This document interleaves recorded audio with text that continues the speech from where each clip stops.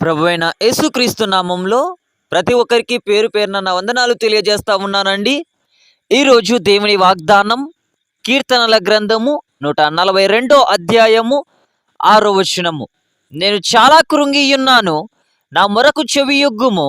నన్ను తరుమువారు నాకంటే బలిష్ఠులు, వారి చేతిలో నుండి నన్ను విడిపింపుము. హల్లెలూయా. ఈ దినం దేవుడు మనతో మాట్లాడుతూ ఉన్నటువంటి మాట, ప్రియ సహోదరి సహోదరుడా, ఈరోజు నువ్వు అనుకుంటా ఉన్నావేమో, ఈరోజు కృంగిపోయినటువంటి స్థితిలో ఉంటా ఉన్నావేమో, చేతకాని స్థితిలో నీవు ఉంటా ఉన్నావేమో. అయితే అవన్నిటిని నువ్వు జయించాలి అంటే ఈ లోకంలో నీకంటే ముందుగా బలిష్ఠుడు బయలుదేరి ఉన్నాడు.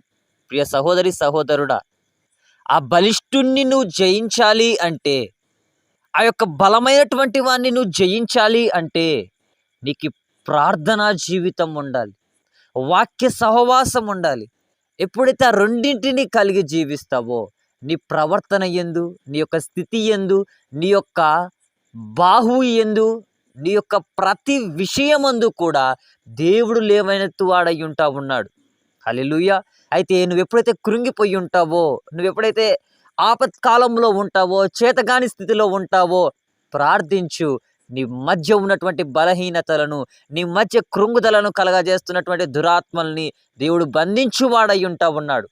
ప్రియ సహోదరి సహోదరుడా, ఈరోజు నీవు కృంగిపోయినటువంటి స్థితిలో ఉన్నట్లయితే ఇప్పటికైనా మేలుకొని దేవుని యందు భయభక్తులు కలిగి నువ్వు ప్రార్థించడం మొదలుపెట్టు, వాక్యం ధ్యానం చేయడం మొదలుపెట్టు.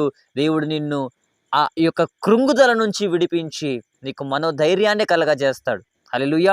అట్రీతైనటువంటి కృపా కనికరము ప్రతి బిడ్డకి అనుగ్రహించబడును గాక. ఆమేన్. దేవుడి వాక్యమును దీవించును గాక. ఆమేన్. ప్రార్థన. మిక్కిలి ప్రేమ కలిగిన దేవా, నీకు వందనాలయ్యా. అయ్యా, మీరు నాయన తండ్రి యేసయ్యా, ఎవరిలైతే కృంగి ఉంటున్నారో మీరు చూస్తూ ఉన్నటువంటి వారు, ఆ కృంగినటువంటి నైనా తండ్రి అపవాది శక్తుల నుంచి, అంధకార శక్తుల నుంచి, ఆ రోగపీడితమైనటువంటి రోగముల నుంచి విడుదల దయచేయమని, సహాయం జరిగించమని, కృపలో జ్ఞాపకం చేసుకోమని యేసు పరిశుద్ధమైనటువంటి నామంలో అడిగి వేడుకొని పొంది ఉన్నాను తండ్రి. ఆమేన్.